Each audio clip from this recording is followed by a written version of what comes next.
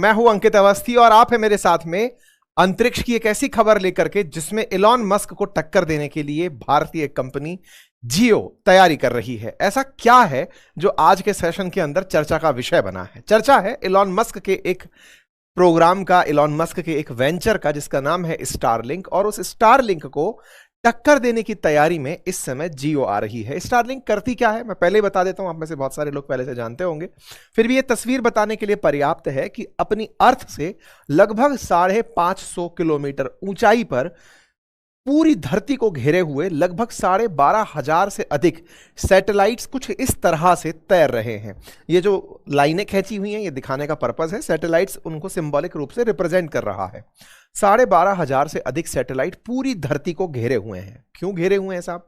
घेरे हुए इसलिए हैं क्योंकि इन सैटेलाइट्स के थ्रू इंटरनेट को पहुंचाना आसान होता है। इंटरनेट तो आपके मोबाइल में अभी जब आप मुझे सुन रहे हैं तो वाईफाई के थ्रू या फिर आप अपने मोबाइल में किसी टावर के थ्रू रिसीव कर रहे होंगे, लेकिन इस इंटरनेट को पूरी दुनिया में कहीं भी पहुंचाना हो तो उसके लिए सैटेलाइट ही एकमात्र विकल्प है। अगर मान लीजिए किसी सी के अंदर, समुद्र के अंदर सैटेलाइट पहुंचाना है तो उसके लिए टावर नहीं लगाए जा सकते। ऐसे में सैटेलाइट जो आसमान में 550 किलोमीटर ऊपर है वहां से ही रेडिएशंस भेज करके सैटेलाइट के थ्रू इंटरनेट पहुंचाया जाता है। सैटेलाइट की पहले से भी दुनिया में रहे हैं सैटेलाइट, लेकिन स्टारलिंक जब से आया उसने बाजार को इतना स्मूथ कर दिया कि कहीं पर भी बहुत अच्छी स्पीड के साथ इंटरनेट पहुंचाया जा सकता है। आज दुनिया में चाहे अंटार्कटिका में हो, हिमालय की ऊंचाई में एवरेस्ट पर खड़े हो, या फिर आप समुद्र में कहीं भी हो, अगर आपके पास स्टारलिंक का रिसीवर है तो आप इंटरनेट प्राप्त कर सकते हैं। मतलब इन्होंने एक डिवाइस अपनी बनाई हुई है जिस पर स्टारलिंक का इंटरनेट मिलता है। अब ऐसी तैयारी भारत की कंपनी जियो कर रही है। भारत की कंपनी जियो क्या कर रही है और किसके नेतृत्व में कर रही है? तो अंबानीज के नेतृत्व में कर रही है। क्या प्लानिंग है? प्लानिंग यह है कि हम स्टारलिंक का एक इंडियन सब्स्टिट्यूट लेकर आएंगे। मतलब बिल्कुल वैसे ही जैसे सैटेलाइट एलॉन मस्क ने भेजे हुए हैं वैसे ही भारतीय कंपनी जियो भी भेजेगी, और इसी कारण से ये एक बड़ी राइवलरी देखी जा रही है। क्यों देखी जा रही है? क्योंकि अमेरिका द्वारा प्रमोटेड है ये। अल्टीमेटली स्टारलिंक का जो काम है वो अमेरिकी इकोसिस्टम के अंदर जहां बहुत आसानी से सैटेलाइट लॉन्च हो पाते हैं। 550 किलोमीटर ऊपर भेजने के लिए आपको रॉकेट की जरूरत पड़ती है, रॉकेट पे सैटेलाइट्स की जरूरत पड़ती है, और अल्टीमेटली आपको आईटीयू के थ्रू परमिशन की जरूरत पड़ती है, इंटरनेशनल टेलीकम्युनिकेशंस की यूनिट के थ्रू, ताकि आप इतनी ऊंचाई के ऊपर अपने सैटेलाइट्स को लॉन्च कर पाएं। दुनिया का हर देश चाहेगा कि वो ऐसी सुविधा विकसित कर ले कि दुनिया में कहीं भी उसका इंटरनेट चले, और जियो तो इसलिए चाहेगा क्योंकि भारत में सबसे ज्यादा सब्सक्राइबर बेस लेकर बैठा हुआ है, सबसे ज्यादा कंज्यूमर्स हैं, यूजर्स हैं। तो ऐसे में अब वर्ल्ड के अंदर अगर इंटरनेट पहुंचाना है तो इसके लिए रिलायंस इंडस्ट्रीज ने तैयारी शुरू कर दी है। इस काम के लिए मल्टी बिलियन डॉलर की तैयारी की जा रही है, और ऐसा करके वो देश के मतलब दुनिया के अंदर एक बड़ा चैलेंज खड़ा कर देगा अमेरिकी कंपनियों के सामने, और वर्ल्ड के अंदर भी एक नया पहचान स्थापित कर देगा। इस काम के लिए ऑलरेडी काम शुरू हो चुका है।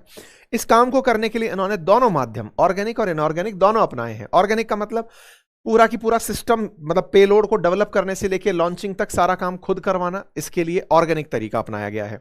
इनऑर्गेनिक तरीका कोई कंपनी ऑलरेडी ऐसा करती है उससे अपने सैटेलाइट्स को छुड़वा देना, क्योंकि सैटेलाइट्स बहुत सारे आसमान में छोड़ने होंगे, और ये सब काम किसके लिए हो रहा है? अल्टीमेटली जियो को ग्रो कराने के लिए हो रहा है।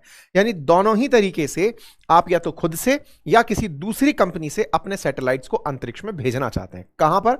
लो अर्थ ऑर्बिट में। क्या क्या ऑप्शंस होते हैं अर्थ के ऊपर? Options low earth orbit, middle earth orbit और हाई अर्थ ऑर्बिट होते हैं। इन तीनों ऑर्बिट्स के अंदर जब भी हम जियो सिंक्रोनस ऑर्बिट की बात करते हैं तो वो सबसे ऊंचाई पर होता है, धरती से 36,000 किलोमीटर की ऊंचाई पर। लेकिन जो कम्युनिकेशन के अंदर, ताकि तेजी से इंटरनेट आ सके, कम्युनिकेशन फास्ट हो, तो उसके लिए लो अर्थ ऑर्बिट का विचार रखा जाता है, जो 500 से 1200 किलोमीटर की ऊंचाई पर होता है। इस जगह पर अगर आपको इंटरनेट पहुंचाना, यहां से इंटरनेट पहुंचाना आसान होता है, लेकिन दिक्कत यह है अर्थ के जितना नजदीक आप होते हैं उतने ही ज्यादा सैटेलाइट्स की जरूरत पड़ती है।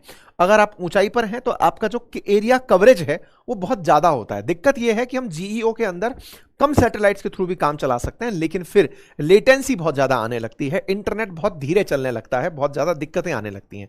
इसलिए अर्थ के लो अर्थ ऑर्बिट में बहुत सारे सैटेलाइट पहुंचा के पूरी अर्थ को कवर करने का प्रयास। आप कहेंगे साहब भारत को ही कवर कर लो, केवल पूरी अर्थ को क्यों? क्योंकि सैटेलाइट स्टैटिक नहीं रहता, सैटेलाइट मूव करता रहता है।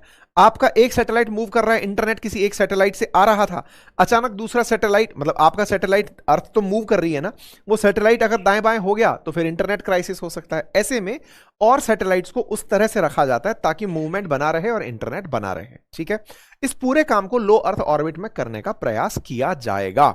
अब आप पूछेंगे ये कितना बड़ा अफेयर है, कितना महंगा अफेयर है? तो देखो, स्टारलिंक जो धरती से 550 किलोमीटर ऊपर लगभग 10,000 सैटेलाइट तो अभी सक्रिय हैं, 12,000 सैटेलाइट भेजा था, 34,000 सैटेलाइट भेजने की योजना है। लो अर्थ ऑर्बिट में 10,000 से ज्यादा सक्रिय सैटेलाइट भेज चुका है और हर दिन कोई ना कोई खबर आती है। जैसे फाल्कन 9 ने अभी 24 स्टारलिंक सैटेलाइट और भेजे थे। इन्होंने अपना रॉकेट बना रखा है और आए दिन पूरे टाइम सैटेलाइट भेजते रहते हैं। ये काम बहुत बखूबी कर पाते हैं, करने वाले हैं एलॉन मस्क। एलॉन मस्क के पास पैसे की कोई दिक्कत नहीं है। क्यों नहीं है? ये $10 बिलियन खर्च कर चुके हैं इस प्रोजेक्ट के ऊपर। $10 बिलियन कई बड़ी सारी कंपनीज के कुल वैल्यूएशन का काम नहीं होता। एलॉन मस्क जो दुनिया के नंबर 1 पैसे वाले आदमी है, जिनकी खुद की नेटवर्थ इस समय $803 बिलियन है, उनके लिए ऊंट के मुंह में जीरा जैसा है $10 बिलियन अगर उन्होंने इस प्रोजेक्ट पर खर्च कर दिया, जो कि उनके लिए बहुत बड़ा अमाउंट है, मतलब उनके लिए छोटा सा अमाउंट है। लेकिन इसी सीरीज में अगर बात मुकेश अंबानी की हो तो उनकी नेटवर्थ अभी $100 बिलियन से भी नीचे है, $98 बिलियन के साथ 20th नंबर पर चल रहे हैं।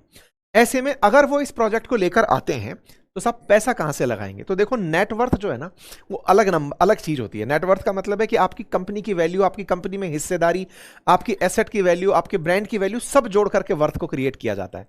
लेकिन आपके पास कितना पैसा है जो आप इन्वेस्ट कर सकते हो? अक्सर आप बहुत से लोगों से सुनते हो कि तमाम कंपनियां सरकारों से लोन ले लेकर के काम करती हैं, और भारत के अंदर तो कंपनीज के ऊपर ऐसा प्रयास रहा ही है कि लोन लेकर के ये प्रोजेक्ट लॉन्च करते हैं। तो ऐसे में अंबानी क्या कर सकते हैं? तो देखो, एक ट्री बनाया है कि पैसे लेने के लिए ये क्या क्या कर सकते हैं।